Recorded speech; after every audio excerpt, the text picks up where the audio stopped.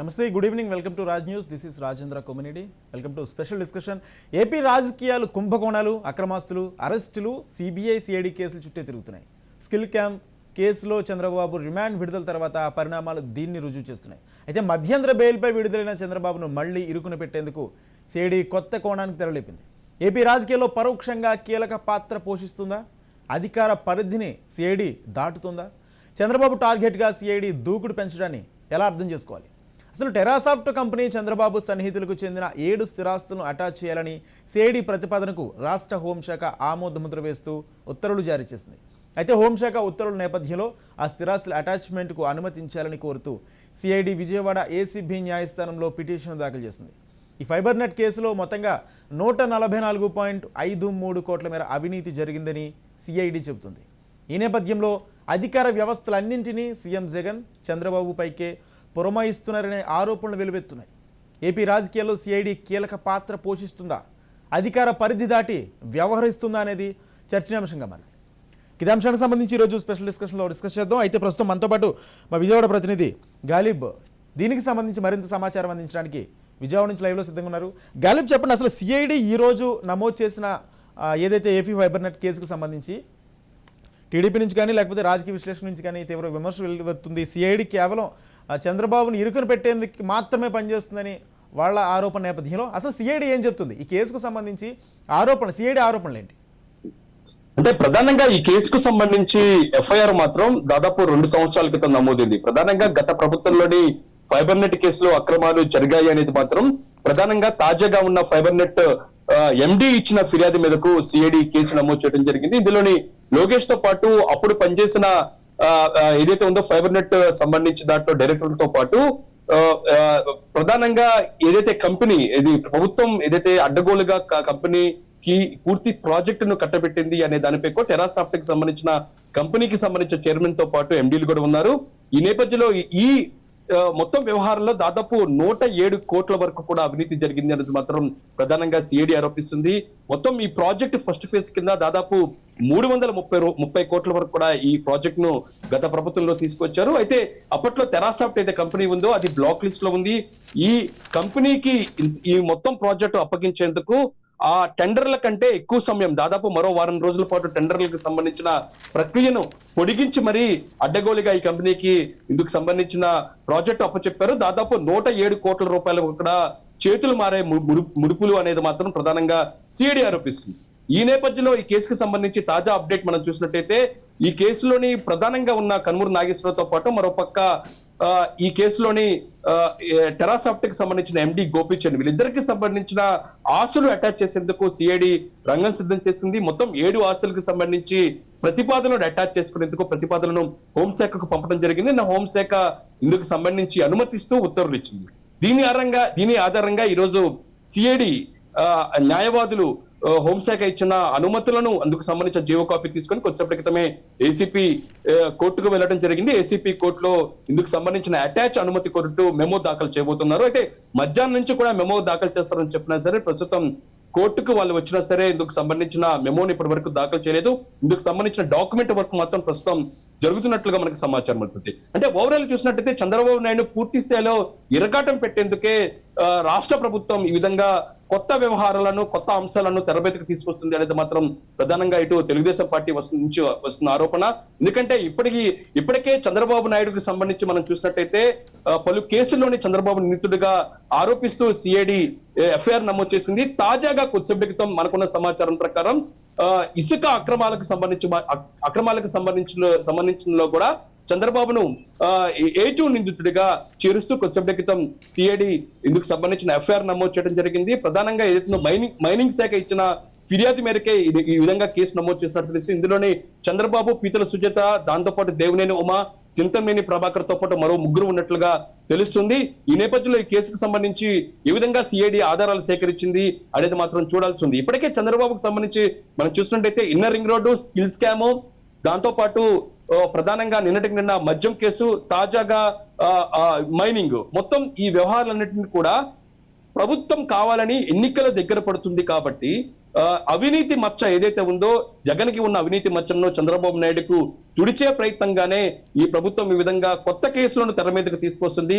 గత 4 సంవత్సరాలు ఏమీ చేయని ప్రభుత్వం కావాలని చెప్పే వ్యవస్థలను మేనేజ్ చేస్తూ ఈ విధంగా కేసులు నమోదు చేస్తున్నది మాత్రం ప్రధానంగా ఇటు తెలుగుదేశం పార్టీ నుంచి వినిపిస్తున్న మాట.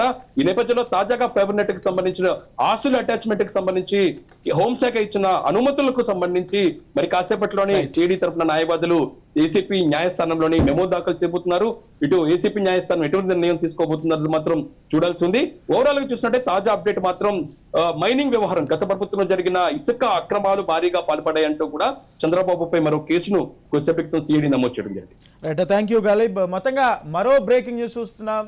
సిఐడి మరో కేసు నమోదు చేసింది. ఏదైతే మైనింగ్ శాఖ ఇచ్చిన కంప్లైంట్ మేరకు ఏపీలో టీడీపీ ప్రభుత్వ హయాంలో జరిగిన ఇసుక అక్రమ తవ్వకాలకు సంబంధించి కూడా సిఐడి మరో కేసు నమోదు చేసింది. దీంట్లో A1గా పేతల సుజాతను చేర్చారు, A2గా చంద్రబాబు, A4గా అప్పటి మంత్రి దేవినేని ఉమను కూడా ఇందులో చేర్చడం జరిగింది. అయితే ఏపీ ఎండీసీ ఫిర్యాదుతోనే కేసు నమోదు చేసినట్టు ప్రభుత్వ ఖజానాకు ఈ మైనింగ్ ద్వారా ఇసుక అక్రమ తవ్వకాల ద్వారా పెద్ద ఎత్తున ప్రభుత్వ ఖజానాకు గండి కొట్టారని సిఐడి ఆరోపిస్తుంది. అయితే మరో కేసును కూడా నమోదు చేసింది. ఇదే అంశానికి సంబంధించి ఈరోజు స్పెషల్ డిస్కస్ చేద్దాం. మనతో పాటు డిస్కషన్లో పాల్గొనడానికి కంచర్ల శ్రీకాంత్ గారు, టీడీపీ ఎమ్మెల్సీ. నమస్తే అండి శ్రీకాంత్ గారు. లంగిశెట్టి బాలాజీ గారు, జనసేన ప్రధాన కార్యదర్శి. అదేవిధంగా అడిసిమిల్లి శ్రీనివాస్ గారు, రాజకీయ విశ్లేషకులు. నమస్తే అండి. నమస్తే శ్రీకాంత్ గారు. ఏంటి అంటే వరుసగా సిఐడి బాణాలు వేస్తున్న నేపథ్యంలో ఇప్పుడే ఈరోజు తాజాగా మరొక కేసు ఏదైతే మైనింగ్కి సంబంధించి మైనింగ్ శాఖ ఇచ్చిన ఫిర్యాదు మేరకు ఇసుక అక్రమ రవాణా జరిగిందని ఈ కేసు పక్కన పెడితే ఇప్పటి వరకు జరిగిన ఫైబర్ నెట్ కేసుకు సంబంధించి ఈరోజు ఆస్తుల అటాచ్మెంట్కి సంబంధించి కూడా హోంశాఖ ఆమోద ముద్ర వేయడం ఏ విధంగా చూస్తారు? సార్, రాజేంద్ర గారు అలాగే ప్యానెల్లో ఉన్న పెద్దలందరికీ నా నమస్కారం అండి. ఈరోజు మనం గత 55 రోజులుగా చూస్తున్నాం చంద్రబాబు నాయుడు గారిని అక్రమ అరెస్టు కింద చేసి జైల్లో పెట్టడం, తర్వాత మధ్యంతర బెయిల్ మీద ఆయన జైలు నుంచి బయటకు రావటం. రాజకీయంగా మీరు ఒక్కటే సింపుల్ ఎగ్జాంపుల్, ప్రజలకి ఒక సర్వీస్ చేసి అంటే సేవ చేసి వాళ్ళకి కావాల్సిన అవసరాలు తీర్చి మళ్ళీ అధికారంలోకి రావటం అనేది రాజకీయ పార్టీలకు ఉద్దేశంగా ఉండాలి. ప్రజాస్వామ్యంలో ఓటు వేయించుకునే దానికి 100% ఈ రోజు యువగళం పాదయాత్ర ద్వారా నారా లోకేష్ గారికి వస్తున్న స్పందన కావచ్చు, బాధుడే బాధుడు ఇదేం కర్మ, లేకపోతే యుద్ధ పేరని మన సాగునీటి ప్రాజెక్టుల మీద చేస్తున్న కార్యక్రమాల ద్వారా అయితే చంద్రబాబు నాయుడు గారికి ఆఖరికి పులివెందుల్లో వస్తున్న స్పందన కూడా చూసి ఈ ప్రభుత్వానికి వాళ్ళు అధికారంలోకి రాము అనేది 100% వాళ్ళకి ధృవీకరించుకున్నారు. సో ఇప్పుడు రివర్స్ జగన్మోహన్ రెడ్డి గారు ఎప్పుడు అంత రివర్స్ టెండరింగ్, రివర్స్ అభివృద్ధి కూడా రివర్స్ అన్నట్టు ఇప్పుడు రివర్స్ స్ట్రాటజీలోకి వచ్చి తెలుగుదేశం పార్టీ అధినేతని అరెస్ట్ చేసి నాయకుల మీద కేసులు పెట్టి రకరకాలుగా డిస్టర్బ్ చేసి మనం ఎలక్షన్ చేసుకోవాలనే ఉద్దేశంతో చేస్తున్న అవినీతి ఆరోపణలు తప్పిస్తే మీరు నిజంగా 4.5 సంవత్సరాలు ఏం చేస్తున్నారు? నిజంగా అవినీతి జరిగి ఉంటే ప్రతి ఒక్క కేసులో కానీ ప్రతి ఒక్క దాంట్లో అధికారంలోకి రాగానే జగన్మోహన్ రెడ్డి గారు కేసులు పెట్టి అన్ని విచారణ జరిపించి తప్పు ఉంటే కనుక ఖచ్చితంగా అరెస్ట్ చేయొచ్చు కదా ఎవరినైనా సరే, తెలుగుదేశం పార్టీ నాయకులను కానీ అధినాయకులు. ఎలక్షన్ ఇంకా 4-5 నెలల్లో ఉండగా ఈ కార్యక్రమానికి ఎందుకు పూనుకున్నారంటే చిన్న పిల్లవాడిని అడిగినా కూడా చెప్తారు 100% రాజకీయ లబ్ధి కోసం 16 నెలలు ఆయన జైల్లో ఉండి ఒక అవినీతి పరుడుగా 43,000 కోట్ల రూపాయల ఆస్తులు ఈడీ అటాచ్ చేసినటువంటి వ్యక్తి ఈ రోజు సిబిఐ వాళ్ళ బెయిల్ మీద నుంచి 10 సంవత్సరాలు బెయిల్ మీద ఉండి రాజకీయాలు చేస్తున్న వ్యక్తి భారతదేశంలో నాకు తెలిసి ఏ రాజకీయ నాయకుడు ఉండడు. సో అటువంటి వ్యక్తి ఈ రోజు చంద్రబాబు నాయుడు గారి మీద 300 ఫస్ట్ స్కిల్ స్కామ్ కేసులో 3,000 కోట్లు అన్నారు, తర్వాత 371 అన్నారు, తర్వాత 27 కోట్లు ఫండ్స్ వచ్చినాయి పార్టీకి అని చెప్పారు. ఆధారాలు లేనటువంటి ప్రతి ఒక్కటి అంటే కోర్టును కూడా దారి పట్టిస్తూ చేస్తూ వెళ్ళటం మనం గత 50 రోజులుగా చూస్తున్నాం. ఈ రోజు మళ్ళీ ఆల్రెడీ ఫైబర్ గ్రిడ్ తీసుకుంటే 5,598 కోట్లు అవ్వాల్సిన ప్రాజెక్ట్ ని వినూతనమైన ఆలోచనలతోటి కఠోర శ్రమతోటి 280 కోట్లతో పూర్తి చేశారు. ఆంధ్రప్రదేశ్ ప్రభుత్వాన్ని అప్పటి కేంద్ర ప్రభుత్వం అభినందించింది. అన్ని రికార్డ్స్ లో కూడా చూసుకోవచ్చు. అలాగే 10 లక్షల గృహాలు, 9,000 వ్యాపార సంస్థలు, 3,000 స్కూల్స్, ప్రభుత్వ కార్యాలయాలు. ఇప్పుడు గ్రామ వార్డు సచివాలయాలతో సహా ఏపీ ఫైబర్ గ్రిడ్ సేవలే ఉపయోగించుకుంటున్నారు. నెంబర్ 2, 149 రూపాయలకే ప్రభుత్వం ఆ రోజు ఇవ్వటం జరిగింది. ఈ రోజు 350 రూపాయల దాకా ఛార్జ్ చేస్తున్నారు. ఇటువంటి ప్రాజెక్టులో 140 కోట్లు 110 కోట్లు అవినీతి జరిగిందని చెప్పడం అంటే అంతకన్నా హాస్యాస్పదం ఇంకోటి లేదు. శ్రీకాంత్ గారు, వరుసగా మీరు చెప్తున్న దానికి సిఐడి ఉంటున్నాయి, ప్రతి దానికి దర్యాప్తులో నిజ నిజాలు తేలే కాబట్టే కేసులు నమోదు చేస్తున్నాం. ఇక్కడ 144 కోట్ల చిల్లర మేరకు దర్యాప్తులో అవినీతి జరిగింది, అక్రమ దారులు పట్టింది. అదేవిధంగా టెర్రాసాఫ్ట్ అనే కంపెనీకి సంబంధించి అక్రమంగా టెండర్లు పిలిచారనేది సిఐడి ప్రధాన ఆరోపణ. సారీ, అర్థం కాలేదు సార్. హలో, సిఐడి ప్రధాన ఆరోపణ ఏంటంటే 144 కోట్ల రూపాయల అక్రమాలు జరిగాయి, దర్యాప్తులో తేలిన విషయాలను మాత్రమే సిఐడి పొందుపరుస్తుంది. ఏ రాజకీయ కక్షలు సిఐడి అవసరం లేదు, రాజకీయ కక్షలు పెట్టడానికి అనేది సిఐడి వాదన. ఈ రోజు సిఐడి అనేది సిడిసిసి జేఐడి అని పెట్టుకుంటే సరిపోతుందండి. ఎందుకంటే జగన్మోహన్ రెడ్డి గారి ఇన్వెస్టిగేషన్ ఏజెన్సీ లాగా అది తయారైంది తప్పిస్తే 1% కూడా ప్రభుత్వ సంస్థగా ఇండిపెండెంట్ సంస్థగా ఏమీ ఇది లేదు. సిఐడిని అడ్డం పెట్టుకొని ఈ రోజు రకరకాల ఇది మద్యం కేసులో కేసు పెట్టారు. ఈ రోజు భారతదేశంలో మద్యం ద్వారా ఈ రకంగా అవినీతి చేయొచ్చు అని చెప్పి నిరూపించిన ఏకైక ప్రభుత్వం కానీ ముఖ్యమంత్రి గారు అంటే జగన్మోహన్ రెడ్డి గారు. అది మనందరికీ తెలుసు. మొన్న భారతీయ జనతా పార్టీ అధ్యక్షుడు పురంధరేశ్వర్ గారు ప్రెజెంటేషన్ ఇచ్చారు. 92,000 కోట్ల revenue cash transaction, not digital transaction.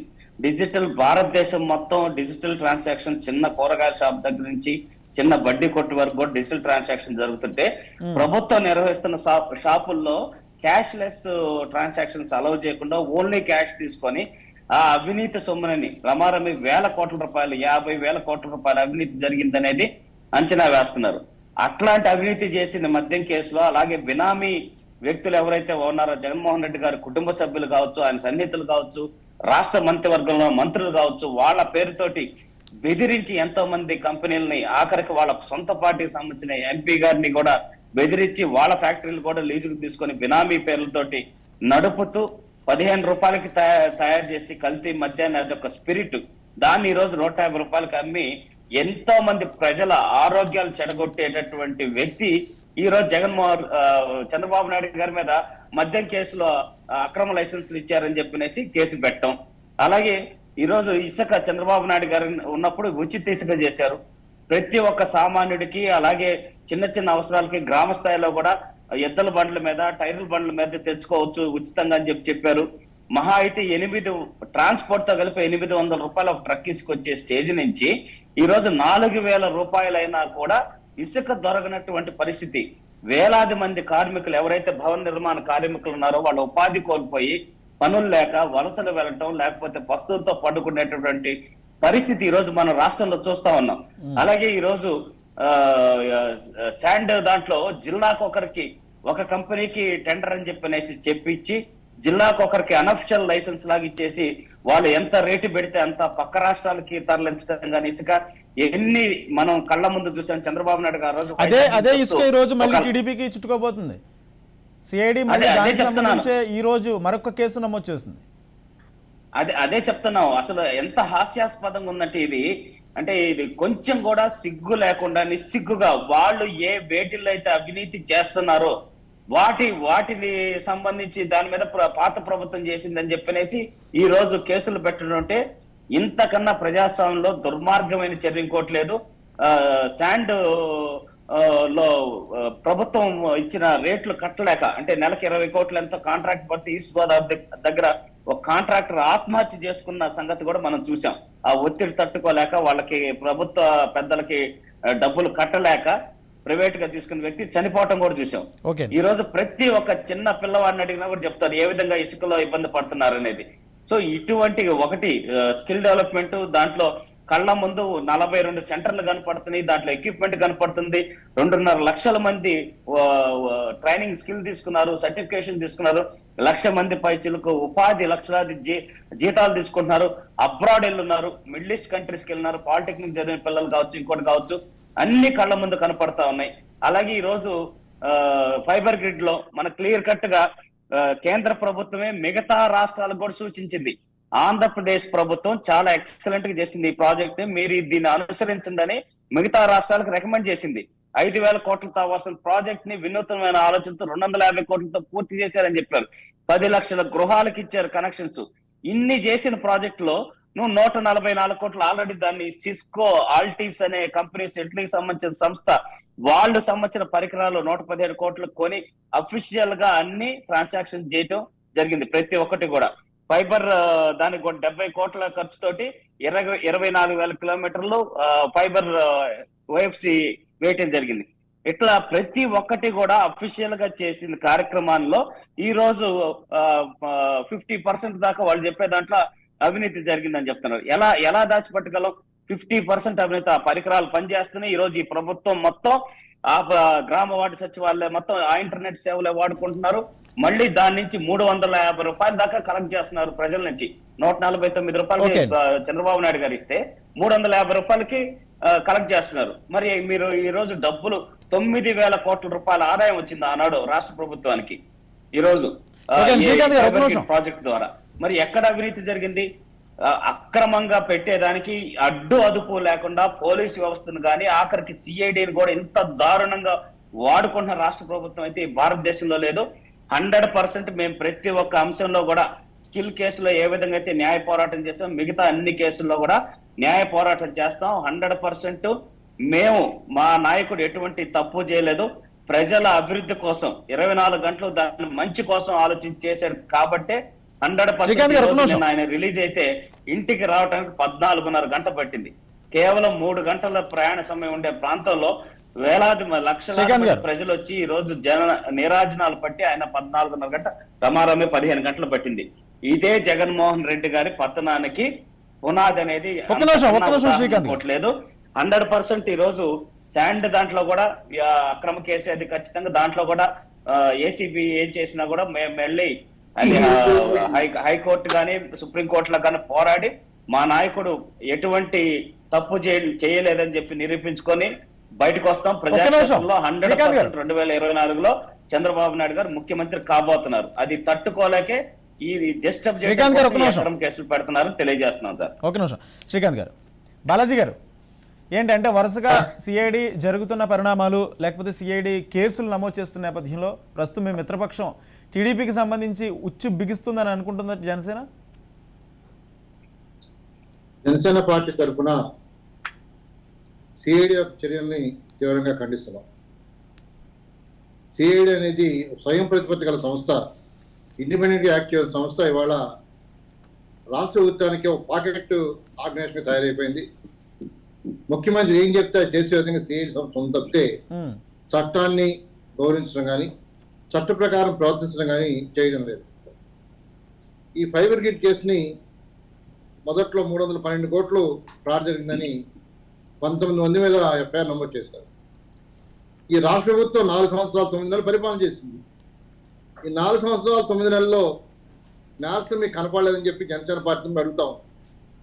కేవలం ఎన్నికలు 3 నెలల్లో ఎన్నికలు పెట్టుకుని చంద్రబాబు నాయుడికి ఇంటర్మ్గా బెయిల్ వచ్చిందని చెప్పేసి కక్షాధికారిగా నేనేమో లిక్కర్ కేసులో, ఇవాళేమో మైనింగ్ దాంట్లో, ఒక పక్కన ఫైబర్ గ్రిడ్ కేసులో ఇవన్నీ ప్యాక్ చేసుకుని ఒకదాని వెనక ఒక పీటీ వారెంట్ కోర్టులో దాఖలు చేస్తూ న్యాయస్థానాన్ని తప్పిపుచ్చే విధంగా న్యాయస్థానంలో ఫ్యాక్ట్స్ కూడా సబ్మిట్ చేయకుండా చేయడాన్ని జనసేన పార్టీ తీవ్రంగా ఖండిస్తుంది. ఇది ప్రాక్టీస్ ఉంటుంది. పోలీసు వాళ్ళు ఏం చేస్తారంటే పిక్ పాకెట్స్ ని, ప్రొఫెషనల్ అఫెండర్స్ ఉంటారు, వాళ్ళు ఎక్కడ బయటకు వస్తే మళ్ళీ నేరాలు చేస్తారని చెప్పేసి ఒక కేసు అవగానే 2వ కేసు పీటీ వారెంట్తో అలాగే సంవత్సరాల తరపు జైల్లో పెడతా ఉంటారు. ఆ స్థాయిలోకి ఇవాళ సిఐడి సంస్థ దిగజారిపోయింది. ఇవాళ అసలు ఈ నేరాలు ధరని చెప్తున్నారు. లిక్కర్ మాఫియాలో కానీ, మైన్ మాఫియాలో కానీ, ఫైబర్ గ్రిడ్లో కానీ. దీంట్లో ఒక అధికారిని మీరు ఎందుకు అరెస్ట్ చేయలేదు? ఈ ప్రపోజల్ పెట్టిన అధికారి ఎవరు? శాంక్షన్ చేసిన అధికారి ఎవరు? డబ్బు రిలీజ్ చేసిన అధికారి ఎవరు? ఏ ట్రెజరీ ద్వారా ఎవరికి పేమెంట్ చేశారు అనేది రికార్డెడ్గా ఉంటుంది. వాళ్ళందరినీ వదిలేసేసి కేవలం రాజకీయంగా మీరు జైల్లో పెట్టేస్తే అతను ముద్ద అయిపోతాడు అనుకున్నారు. కానీ ఇవాళ మీరు జైల్లో పెట్టడంలో చంద్రబాబు నాయుడు ఒక హీరో అయ్యాడు. వాళ్ళు మీకు నిదర్శనమే 2 గంటల రాజమండ్రి ఉండవల్లి ప్రయాణం 14 గంటలు పట్టింది. జనం నిరాజనం చేశారు. వాళ్ళ మేధావులు కానీ, మధ్య తరగతి ప్రజలు కానీ అందరూ కూడా రాష్ట్ర ప్రభుత్వం యొక్క తప్పిదాన్ని ఎండగడతా ఉన్నారు. కాకపోతే ఎవరు కూడా నోరుపి బయటకు రావట్లా. ఎందుకోసం అంటే కేవలం గ్లౌస్ లేవని చెప్తే ఒక డాక్టర్ సుధాకర్ని వైజాగ్లో పిచ్చోని చేసి రోడ్డు మీద మర్డర్ చేసింది ఈ రాష్ట్ర ప్రభుత్వం. ఎవరు మాట్లాడితే వాళ్ళని ఒక ఎన్జిఓ లీడర్ బొప్పరాజు మీద కమర్షియల్ ట్యాక్స్లో ఆయనతో పాటు 4 ఎంప్లాయీస్ మీద ముద్దాయిలుగా కేసు పెట్టి రిమాండ్ పంపించే పరిస్థితి, ఈ దౌర్భాగ్య పరిస్థితి రాష్ట్ర ప్రభుత్వం తీసుకొచ్చింది. వాళ్ళ కేంద్ర ప్రభుత్వం కానీ సరిగ్గా జులుము విధిస్తే కేవలం 24 గంటల్లో ఈ రాష్ట్ర ముఖ్యమంత్రి జైల్లో ఉంటాడు. కేవలం నా దగ్గర 10 మంది ఎంపీలు ఉన్నారని చెప్పేసి దోబూచులు ఆడుతూ తెరవెనక రాజకీయం చేస్తూ ఇవాళ ఈ రాష్ట్ర ప్రభుత్వం తన యొక్క స్కిన్ని రక్షించుకోవడం కోసం చేసిన కపట నాటకాలు. డెడ్ బాడీ ఇంటికి తీసుకొచ్చిన ఎమ్మెల్సీకి బెయిల్ వచ్చింది. పట్టపగలు బాబాయిని చంపేశారు. నీ మీద కోడి కత్తి అని చెప్పావు. 5 సంవత్సరాలు అయింది. కోర్టు కూడా హాజరు కాలేని ముఖ్యమంత్రి నువ్వేం న్యాయం చేస్తావు ప్రజలు అడుగుతా ఉన్నావు. నిజంగా నీళ్ళ చిత్తశుద్ధి ఉన్నట్టయితే ఒక పేదవాడు, ఒక దళితుడు 5 సంవత్సరాలు జైల్లో ఉన్నాడు. ఒక బాధ్యత ముఖ్యమంత్రిగా, ఒక ఫిర్యాదుగా నువ్వు కోర్టుకు హాజరు కావు. నీ మీద ఉన్న కేసుల్లో నువ్వు కోర్టుకు హాజరు కావట్లని చెప్పి వాళ్ళ మీ ఎంపీ గారు 3100 వాయిదాలు తీసుకున్నాయని చెప్పి ఆయన చెప్పడం జరిగింది. ఇవన్నీ కూడా గవర్నమెంట్ రికార్డుగా ఉన్నాయి రాష్ట్ర ముఖ్యమంత్రి గారికి. కాబట్టి దురదృష్టం ఏంటంటే చట్టాలు ఉన్నాయి, బ్రిటిష్ చట్టాలు ఉన్నాయి కాబట్టి ఆ చట్ట ప్రకారం అధికారులు దాన్ని మిస్యూజ్ చేస్తూ అక్రమంగా అన్యాయంగా చట్టాన్ని దుర్వినియోగపరుస్తూ ఆ వ్యవస్థ కూడా ప్రజల్లో పలసనైపోయింది. రాష్ట్రాన్ని దుర్వినియోగపరుస్తున్నారు. ప్రజలకు ఉపయోగపడే ఒక్క కార్యక్రమం, ప్రజలకి ఉపయోగపడే ఒక్క కార్యక్రమం కూడా రాష్ట్రం చేయటం లేదు. గుంటలతో రోడ్లున్నా సరే చెప్పేవాళ్ళు లేడు. ఒక ఎమ్మెల్యే మాట్లాడు, ఏ శాఖ ఏ మంత్రి ఎవరికి తెలియదు ఇవాళ. అటువంటి దౌర్భాగ్య పరిస్థితుల్లో రాష్ట్ర ప్రభుత్వం ఉంది. ఈ ప్రభుత్వం యొక్క చర్యలను ఏకపక్షం ఖండిస్తా ఉన్నాం. ఇవాళ కేవలం ఈ రాష్ట్ర ప్రభుత్వం ఒక సామాజిక వర్గాన్ని మాత్రమే టార్గెట్ చేసింది. ఆ సామాజిక వర్గానికి చెందినటువంటి కోటేశ్వరరావు గారు కానీ, గోపిచంద్ గారు కానీ, పవన్ దేవి గారు, వీళ్ళందరికీ చెందినటువంటి 7 ఆస్తుల్ని గుంటూరు, విశాఖపట్నం, హైదరాబాదు, రంగారెడ్డి జిల్లా మొయినాబాద్లో వ్యవసాయ భూముల్ని వీటిని మాత్రం అటాచ్ చేయడం జరిగింది. కేవలం ఒక సామాజిక వర్గాన్ని టార్గెట్ చేశారు. కానీ దీన్ని కూడా ప్రభుత్వం గమనిస్తా ఉన్నారు. దీనివల్ల రాష్ట్రానికి ఒక క్యాపిటల్ తీస్తా ఉన్నాడు ముఖ్యమంత్రి. మొన్నదాకా 3 క్యాపిటల్స్ అన్నాడు. ఉన్న క్యాపిటల్కి దిక్కుదివ్వడం లేదు, 3 క్యాపిటల్కి అడ్రస్ లేదు. చట్టాన్ని ఉల్లంఘిస్తూ తన ఇష్టారాజ్యంగా ఒక సైకో అడ్మినిస్ట్రేషన్ చేయడాన్ని జనసేన తీవ్రంగా ఖండిస్తోంది.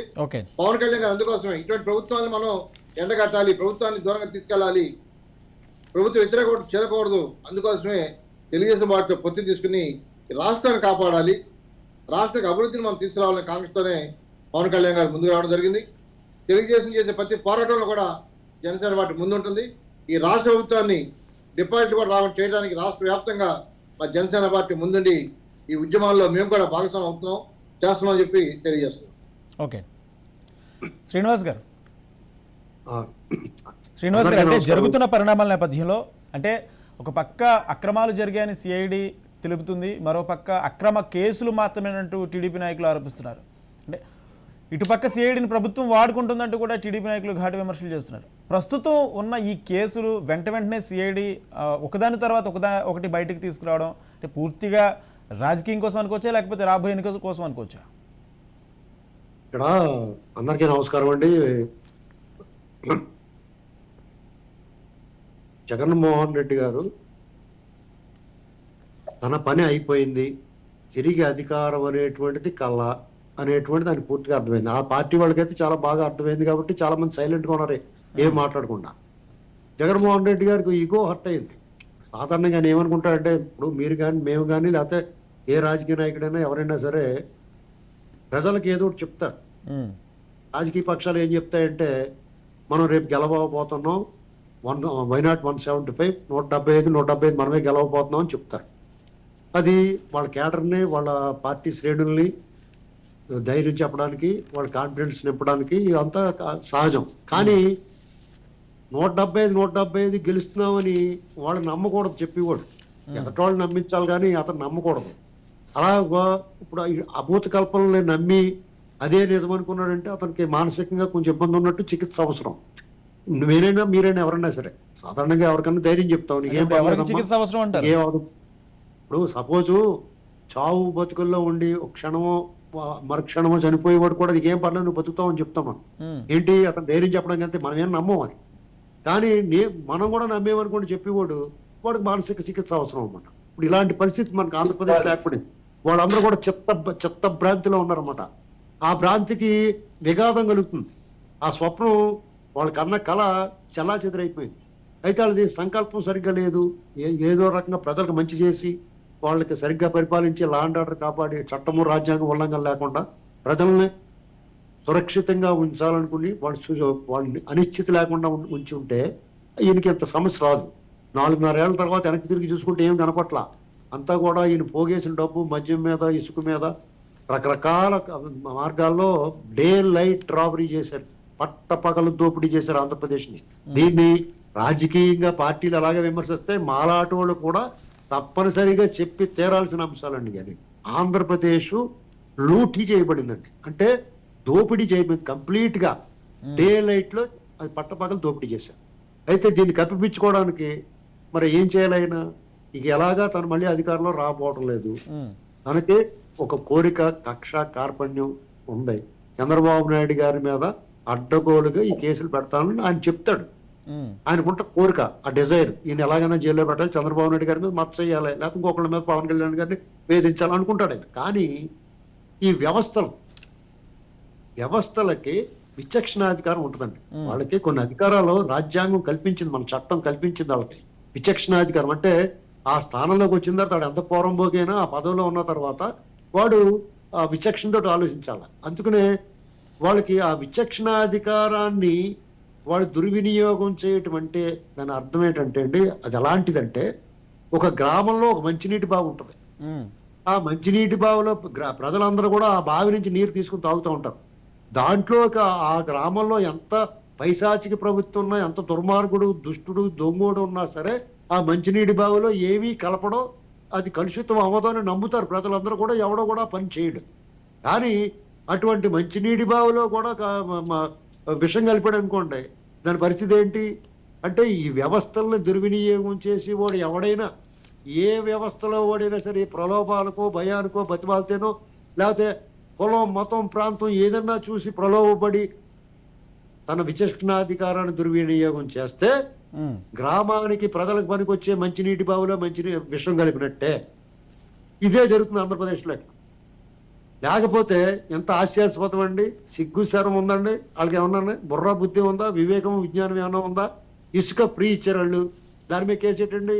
ఇవాళ అడ్డగోలుగా దోపిడీ చేస్తున్నారు. ఇసుక సాధారణంగా నదీ తీరాల దగ్గర గుట్టలు పెట్టుకుంటారు, తీసుకుని లోడింగ్ అన్లోడ్ చేస్తారు. ఆంధ్రప్రదేశ్లో ఏ మూలకెళ్ళినా మీకు ఇసుక పర్వతాలు కనిపిస్తా ఉన్నాయి. రాష్ట్రాన్ని 3 భాగాలుగా చేసి 3 రెడ్లకి అప్ చెప్పి దోచుకు తినండ్రా బాబు అని చెప్పేసి దొండిపాళ్ళు మూటల మీద పడిపోయారు ఆంధ్రప్రదేశ్ని. మొక్కజొన్న పొత్తు కొలుచుకు తిన్నట్టు తినేస్తున్నారు వాళ్ళంతా.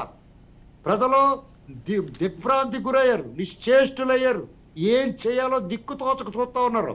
ఎవడన్నా మాట్లాడితే నోటి మీద కొడుతున్నారు, గొంతు నొక్కుతున్నారు, అరెస్ట్ చేస్తున్నారు. నాయకులు ఉద్యమం చేయాలంటే గృహ నిర్బంధం చేస్తున్నారు.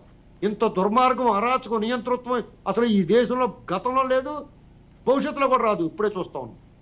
ఇలాంటి పరిస్థితుల్లో ఫైబర్ నెట్ 149 రూపాయలకి ఇచ్చేవారు. అసలు ఈయన అంటే శ్రీనివాస్ గారు, అంటే రాజకీయ పార్టీలకు, శ్రీనివాస్ గారు, అధికార పార్టీలకు వత్తాసుగా పనిచేస్తే నిష్పక్షపాతంగా పనిచేయాల్సిన వ్యవస్థలు నిర్వీర్యమైపోవట్లేదా? ఇప్పుడు అధికార పార్టీ చెప్తుందండి, ఏమైనా చెప్తారు. మిగతా రాష్ట్రాల్లో ఇలాగ ఉందా దరిద్రం? డెఫినెట్ గా అడ్డుకుంటారు. నేను చేయమని చెప్పాలా? చంద్రబాబు నాయుడు గారు ప్రభుత్వం ఉన్నప్పుడు ఈ ఐఏఎస్ అధికారులు, ఐపీఎస్ అధికారులు ఎంత నీతి నిజాయితీ పరులుగా పేరు తెచ్చుకున్నారండి. ఇప్పుడు అందరూ దొంగోళ్ళ తయారయ్యారు అంతా. ఎంత అన్యాయమండి ఇది. ఈ మాట అనాలంటే ఎంతో బాధ వస్తుంది. ఒకనొకప్పుడు ఆ ఏపీ పోలీస్ అంటే ఎంత గౌరవం అండి. వాళ్ళు హీరోలాగా ఉండేవారు, ఎక్కడా కూడా తగ్గకుండా ఉండేవారు. వాళ్ళు ఏంటంటే ఎలా తయారయ్యారు? అది వాళ్ళ వ్యవస్థకే మొత్తం అప్రతిష్ట పాలవుతున్నటువంటి జ్ఞానం ఉండద్దండి. ఇసుక ఎవరు దోపిడీ చేస్తున్నారు? సిగ్గుంది వాళ్ళకే. గతంలో ఫ్రీగా ఇచ్చారు, అందులో దొబ్బేయడానికి ఏముంటుందండి ఫ్రీగా ఇచ్చినప్పుడు? ఇప్పుడు ఏం చేస్తున్నారు స్పష్టంగా ప్రజలకు అర్థమవుదా? అలాగే ఫైబర్ నెట్ 149 రూపాయలకి ఇచ్చేవారు వాళ్ళు, ఇప్పుడు 350కి ఇస్తున్నారు. అసలు దేశం అంతా కూడా ఫైబర్ నెట్కి ఎంతో ఖర్చు అవుతుంది. 500 కోట్లు 350 కోట్లతో పూర్తి చేశారు. అసలు ఆశ్చర్యపోయారు అందరూ కూడా. అటువంటి పరిస్థితి అది.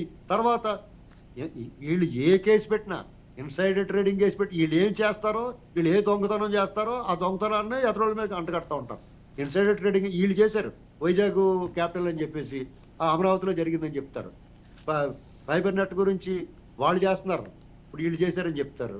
అలాగే స్కిల్ స్కామ్ అనేటువంటిది అత్యంత హాస్యాస్పదమే. నేను ఇక్కడ ఈ విషయంలో చెప్తున్నాను. దాని మీద టెక్నికల్గా అంశాలు తీసుకుని వాయిదాల మీద వాయిదాలు తీసుకుని ఒక రకంగా న్యాయమూర్తులను కూడా విసిగించారు ప్రభుత్వం తరపు లాయర్లు. ఎంత అన్యాయంగా ఉందండి ఇది. అందుకనే ప్రజలందరూ కూడా రగిలిపోతా ఉన్నారు, బొగ్గుమని మండిపోతా ఉన్నారు. రేపు వద్దన్న వీళ్ళు ఏదో అనుకుంటున్నారు. వీళ్ళంతా చంద్రబాబు నాయుడు గారినో లేకపోతే పవన్ కళ్యాణ్ గారు ఉన్నారు, ఆయన మీద ఇలాంటి ఆయన ఇదివరకు గతంలో ప్రభుత్వంలో లేడు కాబట్టి ఆయన వ్యక్తిగతంగా దాడి చేస్తా ఉన్నారు. వాళ్ళందరూ ఊరుకుంటారా రేపొద్దున్న? ఈయన ఏదో ఏమనుకుంటాడంటే డబ్బుతోటి అధికారంతో పోలీసులు అడ్డం పెట్టుకుని రేపు ఎన్నికలు చేయాలనుకుంటున్నాడు. నెవర్ జరగదండి ఆ పని. ఎందుకంటే ప్రజాగ్రహం ముందు ఎవడైనా ఎంత గొప్ప నియంతైనా ఎంత మొండివాడైనా సరే తల వంచాల్సిందే. తన్నులు తింటారు గ్యారంటీగా. నేను పూర్తిగా నమ్ముతున్నాను. ఎందుకంటే ప్రజలు సమ్ ఎక్స్టెంట్ కొంతవరకు భరిస్తారు. ఏమండి వాళ్ళు చూడలేదా మనం గడప గడపకే కార్యక్రమాలతో ఎగిరితొంతున్నారు. మామూలుగా కాదు. వాళ్ళు ఎంపీయా ఎమ్మెల్యేయా మంత్రి అది ఎవరో చూడలేదు ప్రజలు. ఇక్కడ నాయకులకు వచ్చిన ఒక డెలికసీ ఏంటంటే వాళ్ళ నాయకత్వంలో వాళ్ళు బయటికి రావాలంటే వాళ్ళ మీద 100 కేసులు పెట్టి వాళ్ళు ఇబ్బంది పెట్టేసి. శ్రీకాంత్ గారు, అంటే ప్రభుత్వం ఈ రకంగా చేస్తుందని మీరు అంటున్నారు. సిఐడి వరుస కేసులు వరుసగా ఛార్జ్షీట్లు దాఖలు చేయడంతో టీడీపీ ప్రభుత్వ హయాంలో జరిగిన అవినీతి అంతా బయటకు తీస్తుంది. ఇదంతా రాబోయే ఎన్నికల్లో టీడీపీకి మైనస్ అనుకోవచ్చా? సారీ సార్, ఏంటి లాస్ట్ లో అర్థం కాలేదు. అంటే రాబోయే ఎన్నికల్లో మొత్తం ఇప్పుడు సిఐడి ఏదైతే టీడీపీ ప్రభుత్వ హయాంలో జరిగిన అక్రమాలన్నీ బయటకు తీస్తున్న నేపథ్యంలో రాబోయే ఎన్నికల్లో మీకు ఖచ్చితంగా మైనస్ అనుకోవచ్చా? సార్ నిజంగా జనం కనుక చంద్రబాబు నాయుడు గారు అవినీతి చేశారు, తెలుగుదేశం పార్టీ ప్రభుత్వం చేసి అవినీతి చేసిన దాన్ని నమ్మి ఉంటే నిజంగా యువగళం పాదయాత్రకు కానీ లేకపోతే ఈ కార్యక్రమాలకి ఇంత పబ్లిక్ రారు. ఒకటి, ఆఖరికి జైలు నుంచి బయటకు వచ్చినా కూడా ఈ రోజు మనం మాట్లాడుకున్నట్టు ఇంక ఇవన్నీ మనం ఎక్స్ప్లెనేషన్లు, డిస్కషన్లు, డిబేట్లు కూడా అవసరం లేదు. ఆయన 3 గంటల్లో రాజమండ్రి నుంచి విజయవాడ రావాల్సిన సమయాన్ని 15 గంటలు తీసుకుందంటే పబ్లిక్ రెస్పాన్స్ ఆ విధంగా ఉందంటే తెలుగుదేశం పార్టీ కార్యకర్తల నాయకులు ఖచ్చితంగా ఏ పార్టీకి ఉండాల్సిన కార్యకర్తల పార్టీకి ఉంటారు కదా సార్. ఖచ్చితంగా ఏ పార్టీకి ఉండాల్సిన అభిమానులు, ఏ పార్టీకి ఉండాల్సిన కార్యకర్తలు ఆ పార్టీకి ఉంటారు కదా. అదే చెప్తున్నాను, టీడీపీ కార్యకర్తల నాయకులు కాదు. మీరు వీడియోలు చూడండి, రోడ్ల పక్కల మహిళలు, ఎంతో వయసుతో కూడుకున్న వాళ్ళు అందరూ కూడా వచ్చి ఆయన ఎన్నెన్ని గంటలకు వస్తాడు అనేది లేట్ అవుతుందని తెలిసినా కూడా వెయిట్ చేసి మరి అర్ధరాత్రి అయినా కూడా ఉండి చంద్రబాబు నాయుడు గారిని చూడటం కోసం ఉన్నారు. అని చెప్పేది అది సామాన్య ప్రజలు. మా ఒక్క తెలుగుదేశం పార్టీ కార్యకర్తలు ఎవరో ఒకరు వస్తే అంత సేపు పట్టే సమయం కాదు. 100% ప్రజల్లో తీవ్రమైన వ్యతిరేకత ఉంది ప్రభుత్వం మీద. ఏ ఒక్క అంశంలో కూడా సంతోషంగా లేరు. అవి తమాషా ఏంటంటే మద్యం మీద వచ్చే ఆదాయం నెక్స్ట్ 25 సంవత్సరాలకు మద్యం మీద ఇంత ఆదాయం వస్తుందని చెప్పి దాన్ని అడ్డం పెట్టి 25,000 కోట్ల అప్పు తీసుకొచ్చిన ఘనత ఈ రాష్ట్ర ముఖ్యమంత్రిది, ఈ రాష్ట్ర ప్రభుత్వానికి. అంటే మద్యపాన నిషేధం చేస్తాను దశల వారీగా అని చెప్పన్నారు.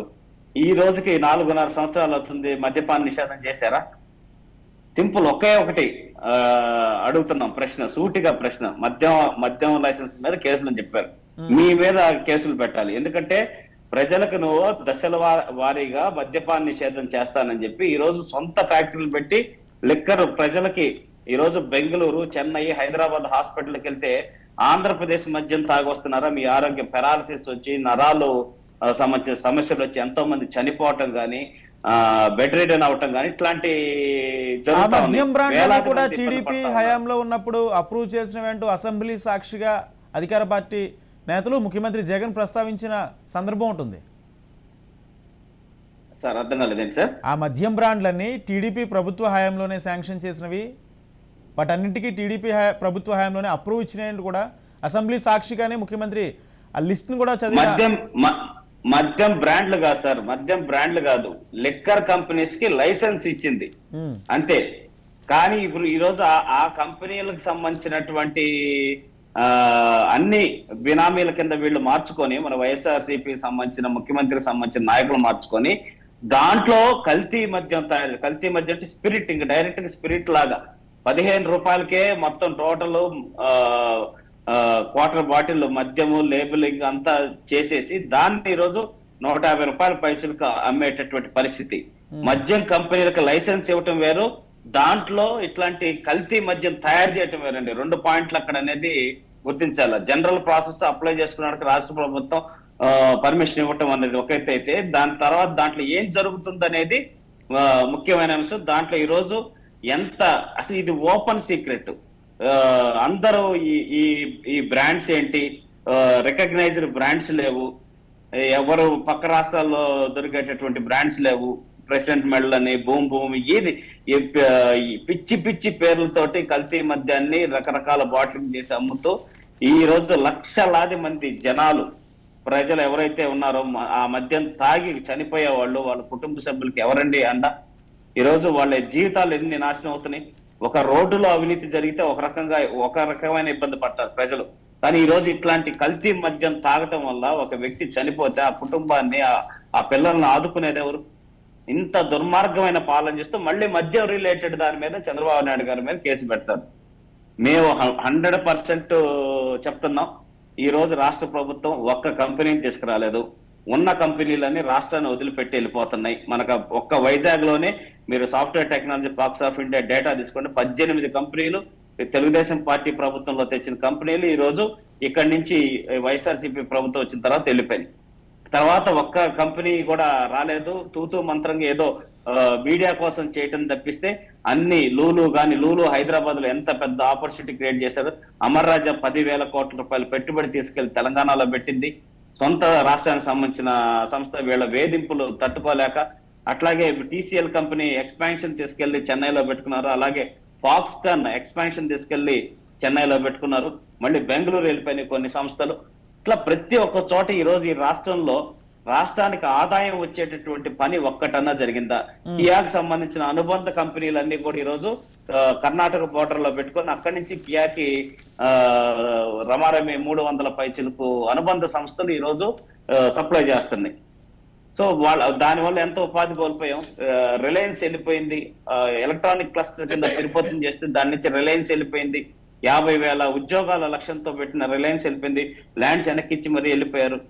ప్రతి ఒక్కటి అంటే ఒక్కటి కూడా కుటుంబ పెద్దగుండే వ్యక్తి ఆ కుటుంబాన్ని ఏ విధంగా ఒక ప్లాన్డ్ గా ఆర్గనైజ్డ్ గా రన్ చేస్తే అప్పులు చేయకుండా, లేకపోతే చిన్న చిన్న అప్పులు తీసుకొచ్చి దాన్ని జాగ్రత్తగా మళ్ళీ ఆదాయం మార్చుకొని తర్వాత చేసే విధంగా చేస్తే ఆ కుటుంబం ఏ విధంగా బాగుపడుతుందో, లేకపోతే బాధ్యతారహితంగా చేస్తే ఏ విధంగా కుటుంబాలు నాశనం అవుతాయో ఈ రోజు రాష్ట్ర ప్రభుత్వానికి పెద్దగా ఉన్న వ్యక్తి ముఖ్యమంత్రి గారు. ఆయన బాధ్యతారహితంగా చేయటం వల్ల ఈ రోజు ఈ రాష్ట్రానికి సంబంధించినటువంటి అన్ని రకాలైన వనరులు దోచుకుంటున్నారు. అదొక లైసెన్స్, అఫీషియల్ లైసెన్స్ ఇచ్చినట్టు ఒక్కొక్క జిల్లాని ఒక్కొక్కరికి పాట పాడుతున్నట్టు ఇచ్చేస్తున్నారు. మీరు ఎంత కావాల్సింటే అంత దోచుకోండి. ఈ రోజు జిల్లా మైనింగ్ మొత్తం ఒక్కొక్క జిల్లాకి ఒక్కొక్కరిని అప్పచెప్పారు. ఇది ఓపెన్ సీక్రెట్, మీరు చెక్ చేసుకొని కావాల్సింటే. ఇంకా ఎన్ని వాళ్ళ అక్రమ రోడ్లు ఎన్ని చేసుకున్నా సేమ్ రైజ్ కట్టకుండా, లేకపోతే రాయల్టీ కట్టకుండా, అది గ్రానైట్ కావచ్చు, క్వాడ్జీ కావచ్చు, ఎట్లా దోచుకున్నా కూడా సరే వాళ్ళకి మాత్రం అన్అఫిషియల్ లైసెన్స్. శ్రీకాంత్ గారు, అంటే ఈ కేసుకు సంబంధించి ఒక విషయం, ఈ కేసుకు సంబంధించి ఏదైతే ఫైబర్ నెట్ కేసులో అటాచ్మెంట్ ప్రాపర్టీస్ ఉన్నాయో, ఫైబర్ నెట్ ఎండి అదే మాజీ ఎండికి సంబంధించిన టి గోపీచంద్ ఆస్తులకు సంబంధించి పెద్ద ఎత్తున అటాచ్మెంట్ జరుగుతుంది. ఇప్పటికీ హోంశాఖ ఆమోదముద్ర వేసిన నేపథ్యంలో టీడీపీ ఏ విధంగా ఎదుర్కోబోతుంది? 100% దీని మాకు ఉన్న ఆప్షన్ ఇంకా లీగల్ ఆప్షనే. లీగల్ గా దాన్ని అన్ని రకాలుగా ఎదుర్కొంటాం. ఖచ్చితంగా మాకు న్యాయ వ్యవస్థ మీద నమ్మకం ఉంది. ఒక కోర్టులో ఏదన్నా ఏసీబీ కోర్టులు ఇట్లాంటి ఏదైనా చిన్న చిన్న ఇబ్బందులు జరిగినా 100% హైకోర్టు అండ్ సుప్రీంకోర్టు మీద మాకు 100% నమ్మకం ఉంది.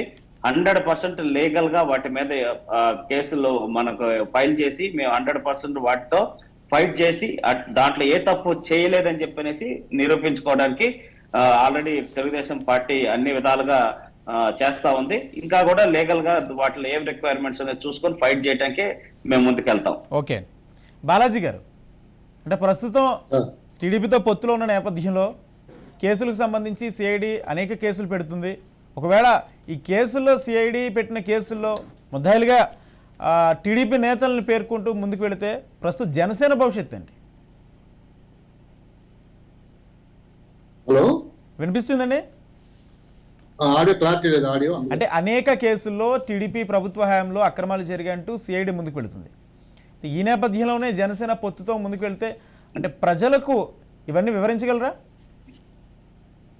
ఖచ్చితంగా ఈ నిలబడే కేసు కాదండి. నిజంగా టీడీపీ హయాంలో ఈ లిక్కర్ సంబంధించి డిస్టరీలకి లైసెన్స్ ఇచ్చినప్పుడు నువ్వు అధికారంలో చేపట్టి 4 సంవత్సరాల 8 నెలలు అయిపోయింది. నువ్వు వచ్చిన నెలలోనో 2 నెలల్లోనో వాటిని ఎందుకు సీజ్ చేయలేదు? వాటి మీద చర్య తీసుకున్నావా అధికారుల మీద? ఏమి లేక అదే డిజిటల్ ఉపయోగించుకుంటూ అదే లెక్క తీసుకొచ్చి అదే లెక్క నమ్ముతూ ఉన్నావు నువ్వు. అంటే నువ్వు కూడా వాళ్ళతో కలిసి జాయిన్ అయ్యావా అని మేము ప్రశ్నించాలని చెప్పి అడుగుతా ఉన్నాం. నిజంగా తప్పు జరిగింది అనుకున్నప్పుడు నిన్ను ఆపేవాడు ఎవడో ఏడు. 175 మంది, దాంట్లో 151 మంది ఎమ్మెల్యేలు ఉన్నారు, 5 మంది ఎంపీలు ఉన్నారు. తప్పని తెలిసినప్పుడు నువ్వు ఎందుకు మేల్కోలేదు? ఇవాళ మైనింగ్ దాంట్లో శాండ్ మాఫియా జరిగింది అంటారు. కృష్ణా జిల్లా మచిలీపట్నంలో అందరూ కోర్టు కడతామని ఒక శంకుస్థాపన చేసి వెళ్ళిపోయారు ముఖ్యమంత్రి గారు. ఇవాళ తెలంగాణ నుంచి వందలాది వేలాది లారీలు మచిలీపట్నం వచ్చి ఇక్కడ పనికిరాని రాళ్ళ మొక్కలు వేసి బందర్ బీచ్లో ఇసుకని, కొన్ని వందల వేల లారీలు బందర్ బీచ్లో ఇసుకని తెలంగాణ తీసుకెళ్లి ₹1,00,000కి 75 రూపాయలకి అమ్మేసుకుంటున్నారు. ఎక్కడ మచిలీపట్నంలో కానీ, కృష్ణా జిల్లాలో కానీ, తెలంగాణ కానీ, ఏపీలో ఎక్కడ కూడా ఏ చెక్ పోస్ట్లో కూడా దీన్ని ఆపడం లేదు. దీనికి కారణం రాష్ట్ర ప్రభుత్వం కాదని చెప్పడుతూ ఉన్నాం. మీ సైలెంట్ పార్ట్నర్ కేసీఆర్ గారు నిన్న చెప్పాడు, ఆయన డబుల్ రోడ్డు వస్తే తెలంగాణ, సింగిల్ రోడ్డు వస్తే ఆంధ్రప్రదేశ్, కరెంటు ఉంటే తెలంగాణ, కరెంటు పోతే ఆంధ్రప్రదేశ్. నేను చెప్పిన మాట కాదు అది. ఒక ముఖ్యమంత్రి మన రాష్ట్రాన్ని ఎంత చులకనగా, ఎంత అవహేళనగా మాట్లాడుతున్నారు. ఇవాళ ఆయన ఎక్సైజ్ మినిస్టర్ చేశారని చెప్పి 2 ముద్ద పెట్టి వాళ్ళు మచిలీపట్నం అంతా కూడా పోలీసు జల్లిడేస్తారు. మొత్తం బంధువులు అక్కడ ఇక్కడ అన్ని ఒక ఆల్రెడీ మర్డర్ కేసులు పెట్టారు. ఆయన్ని ఒక ఫోన్ కాల్ రిసీవ్ చేస్తున్న పేరుతో ఇక్కడ మోకా భాస్కర్ గారి మర్డర్ కేసులో కొల్లి రవీంద్రని 50 రోజులు పైగా జైల్లో పెట్టారు. మళ్ళీ ఇవాళ ఆయన బీసీ నాయకుడు అక్కడ ఇక్కడ తిరుగుతుందని చెప్పేసి టు ప్రివెంట్ హిమ్ హౌస్ అరెస్టులు చేశారు. మన అమ్మగారి కార్యక్రమం ఉంటే చనిపోయిన కార్యక్రమం ఒకటి 6 అడ్డం పడ్డారు. ఇవాళ 2 ముద్ద పెట్టారు. ఎంత దుర్మార్గంగా చేస్తున్నారు రాష్ట్ర ప్రభుత్వాన్ని, అందరూ కూడా తీవ్రంగా మరి ఖండిస్తున్నారు. ఇప్పుడు ఇవే చూశారంటే ఈ ఫైబర్ గ్రిడ్లో 2 వైర్ కట్టలు తెచ్చి మీ స్టూడియోలో పడేస్తారు. 2 వైర్ కట్టలు తెచ్చి మా పవన్ కళ్యాణ్ ఇంట్లో పడేసి వీళ్ళ కూడా దీంట్లో భాగస్వామ్యం ఉందని చెప్పి మమ్మల్ని ముద్దాయి పెట్టిన మన ఆశ్చర్యపడక్కల్లా. జాగ్రత్తగా ఉండాలి జరిగింది కాబట్టి వాళ్ళు కూడా దీంట్లో 38 ముద్దాయి 39 ముద్దాయి వీళ్ళు కూడా మళ్ళీ పొలవు. అంటే ముందు నుంచి అక్కడ మనకి శ్రీకాంత్ గారు చెప్పినట్టుగా ఈ ముఖ్యమంత్రి గారు కొన్ని చోట్ల మేనేజ్ చేయొచ్చు, కానీ అత్యున్నత న్యాయస్థానాలు హైకోర్టులో కానీ సుప్రీంకోర్టులో కూడా ఖచ్చితంగా దీని మీద కన్నేలు చేస్తున్నాయి. దీనికి తీవ్రమైనటువంటి పనిష్మెంట్ రాష్ట్ర ప్రభుత్వం త్వరలోనే అనిపిస్తుంది. Everything was born by record. భారత రాజ్యాంగం ప్రకారం మనం ఏదైతే హక్కులు కల్పించినాయో ఆ భారత రాజ్యాంగ హక్కులన్నీ కూడా ఇక్కడ అణిచివేయబడుతున్నాయి. ఆర్టికల్ 21 ప్రకారం ప్రజాస్వామ్యాన్ని ఇక్కడ పూర్తి చేస్తున్నారనేది సుప్రీంకోర్టు ఆల్రెడీ నోటీస్ చేసింది. ఓపెన్ గానే జస్టిస్ చెప్పడం జరిగింది. మీ ఆంధ్రప్రదేశ్ ఏం జరుగుతుందో మాకు తెలుసని చెప్పి చెప్తా ఉన్నారు. ఇవాళ దీనికి తగిన మూల్యాన్ని ఈ రాష్ట్ర ముఖ్యమంత్రి చెల్లించే రోజు చాలా దగ్గరలో ఉంది. దీన్ని మనంతా కూడా చూస్తామని చెప్పి తెలియజేస్తున్నారు. ఓకే అండి. శ్రీనివాస్ గారు ఇక్కడ 2 పాయింట్లు అండి. చెప్పండి. ఒకటి ఏంటంటే జగన్మోహన్ రెడ్డి గారు రేపు రాబోయే ప్రభుత్వానికి ఒక క్లారిటీ రహదారి వేసి పెడతా ఉన్నాడు. ఎందుకంటే వీళ్ళు చంద్రబాబు నాయుడు గారు గత ప్రభుత్వంలో చేసిన అక్రమాలు, అన్యాయం, అవినీతి అంటూ ఆయనకి ఏవైతే కేసులు పెట్టాడో ఆ కేసులు ఏది కూడా దూది పింజలా తేలిపోతే చంద్రబాబు నాయుడు గారిని ఇంకా స్వచ్ఛంగా తీసుకొస్తాడు బయటికి, ఒక రకంగా చెప్పాలంటే. కానీ ఇప్పుడు అధికారులు మిగిలేరు కదా, ఇప్పుడు సహకరించి ఈ ప్రభుత్వం చెప్పినట్టుగా ప్రజల పట్ల చులకన భావంతో చట్టం రాజ్యాంగాన్ని ఉల్లంఘించి కట్టు బానిసల్లాగా ఇది బానిసల స్వర్గం అన్నట్టుగా విహరిస్తున్నారు. కాబట్టి వాళ్ళ అధికారులందరూ కొంతమంది నాయకులు వదరబోతులు నోటుకొచ్చినట్టు పేలినాళ్ళు, ఈ అన్యాయంగా అక్రమంగా వెళ్ళినాళ్ళు, వీళ్ళందరి కోసం కనీసం 100 వందే భారత్ రైళ్ళు వేయాలని వీళ్ళని జైలుకి తీసుకెళ్లాలంటే 100 వందే భారత్ రైళ్ళు వేసి వీళ్ళు జైలుకి తీసుకెళ్లాలి. వీళ్ళ కోసం కొత్తగా జైలు నిర్మించాలి. ఎక్కడంటే ఎక్కడ జనావాసాల్లో ఎక్కడ నిర్మించడానికి స్థలం దొరకకపోతే మారేడుమిల్లి లాంటి ఏజెన్సీ ఏరియాకు పోయి 4 కొండల మధ్య విశాలమైన 500-600 ఎకరాలు ఒక జైలు నిర్మించి కేవలం ఇళ్ల కోసమే పడేది. అందరూ ఇళ్లే ఉంటారండి అందరు. నెక్స్ట్ ఇంకోటి ఏంటంటే వీళ్ళు ఈ చంద్రబాబు నాయుడు గారు కానీ ఈ పవన్ కళ్యాణ్ గారు కానీ రేపొద్దున్న ఎన్నికల్లో వీళ్ళు ఒక రకమైన యుద్ధమే చేయాలి. అరాచక ప్రభుత్వానికి సంబంధించిన పార్టీలను కానీ ఇటువంటి నాయకుల్ని కానీ మీరు ఆచూకీ ఆనవాలు లేకుండా రాజకీయంగా వాళ్ళని తొలగిస్తేనే ఈ రాష్ట్రానికి భవిష్యత్తు. ఎందుకంటే వాళ్ళు మళ్ళీ 10-15 సీట్లు 20 సీట్లు వచ్చారనుకోండి, ఈ పిశాచాన్ని మీరు సీసాలో పెట్టి సముద్రంలో పడేయాల పూర్తిగానే. వాళ్ళు ఇంకా మీరు ఆ మూల ఆ హంటెడ్ హౌస్ లో ఈ గదిలో పూజ చేశాం కదా, ఆ గదిలో ఉంటదిలే అని అరుంధతి సినిమాలలో ఒక గదికి తాళం వేసేస్తే చంద్రముఖి సినిమాలో కుదరదు. దాన్ని పూర్తిగా తొలగించాలి.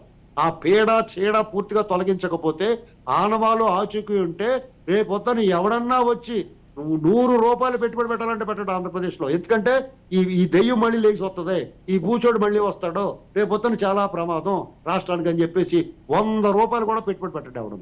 అది గమనించుకుని ఈ తెలుగుదేశం కానీ జనసేన కానీ ప్రజల కోసం రాష్ట్రం కోసం కలిసేము, రాష్ట్రం కోసం పోరాడతాం, కలిసి పోరాడతాం అన్నారు. కాబట్టి ఖచ్చితంగా మీరు యుద్ధమే చేయాలి, యుద్ధమే చేయండి. కానీ మీరు అన్నట్టుగా రహదారి వేసుకుంటున్నారు, ఆ రహదారి వైసీపీకి రహదారి అనుకోవచ్చా శ్రీనివాస్ గారు? నా వాయిస్ క్లారిటీ రాలేదండి.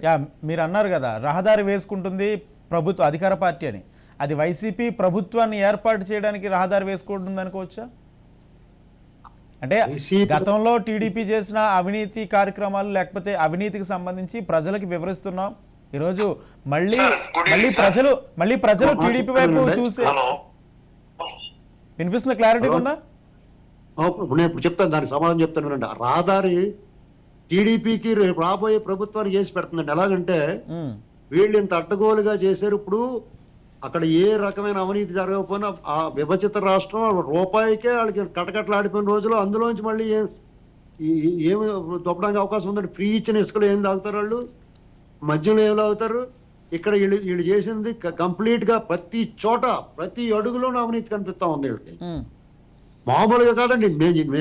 నేను ఏమీ మొక్కమాటలేదు, డే లైట్ రాబరీ చేశారని చెప్తాను.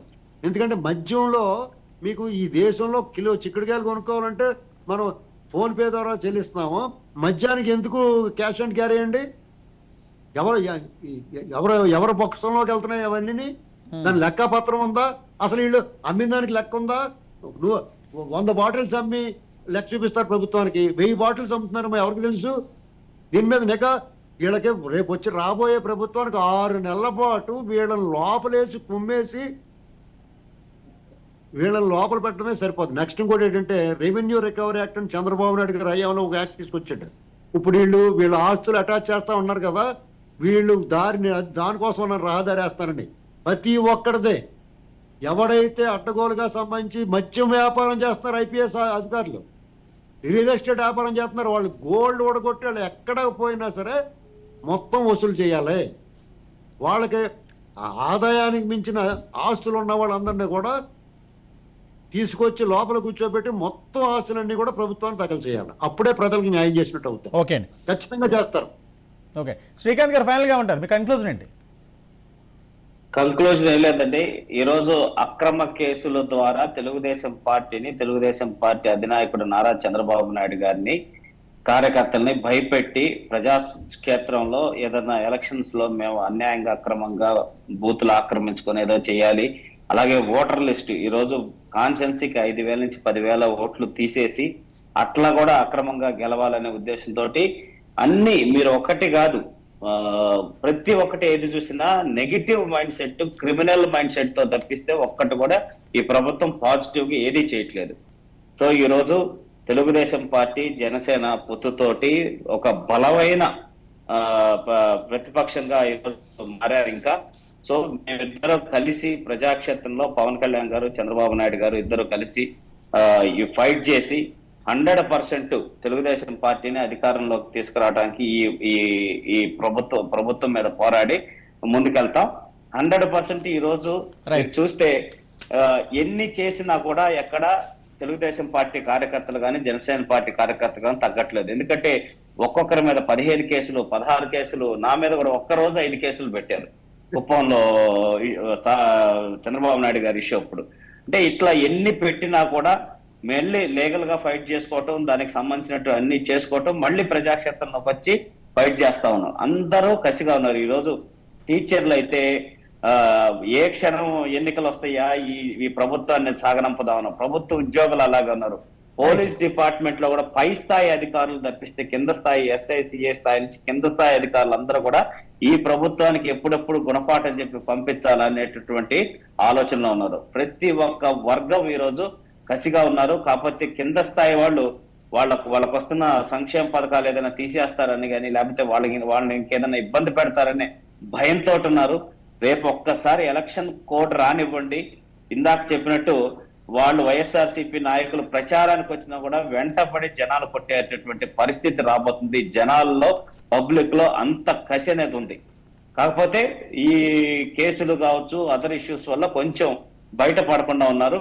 ఇంకా పూర్తి స్థాయిలో కూడా ఈ ప్రభుత్వం మీద తిరుగుబాటు చేసి హిట్లర్, గడాఫీ లాంటి వాళ్ళనే మట్టు పెట్టినటువంటి ప్రపంచ చరిత్ర మనం చూసాం. జగన్మోహన్ రెడ్డి గారు ఒక లెక్క కాదు, ఇంత నియంతృత్వ పోకడలతో ఉన్న ఏ నాయకుడు కూడా సక్సెస్ కాలేదు.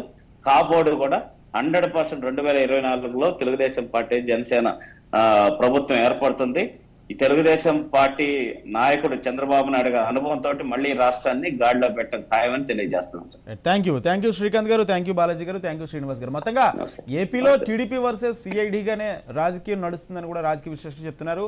సిఐడి వరుస కేసులతో టీడీపీని ఊపిరాడకుండా చేస్తుందనేది కూడా విమర్శ అనిపిస్తుంది. అయితే ఈ నేపథ్యంలో టీడీపీ ఎంత సమర్థవంతంగా ఎదుర్కొంటుందనేది కూడా వేచి చూడాల్సిన అవసరం కనిపిస్తుంది. కేసుల మీద కేసులు సిఐడి వరుసగా బయటకు తీస్తూ టీడీపీ ప్రభుత్వ హయాంలో అక్రమాలు జరిగాయంటూ కూడా వరుసగా కేసులు దాఖలు చేస్తున్న నేపథ్యంలో దీన్ని ప్రభుత్వం ఏ విధంగా వాడుకుంటుందో సిఐడిని అనేది కూడా టీడీపీ ఆరోపిస్తున్న నేపథ్యంలో ఎటువంటి రాజకీయ పరిణామాలు చోటు చేసుకుంటాయో వేచి చూడాల్సిన అవసరం ఉంది. ఇది వాళ్ళ special discussion. Keep watching Raj news.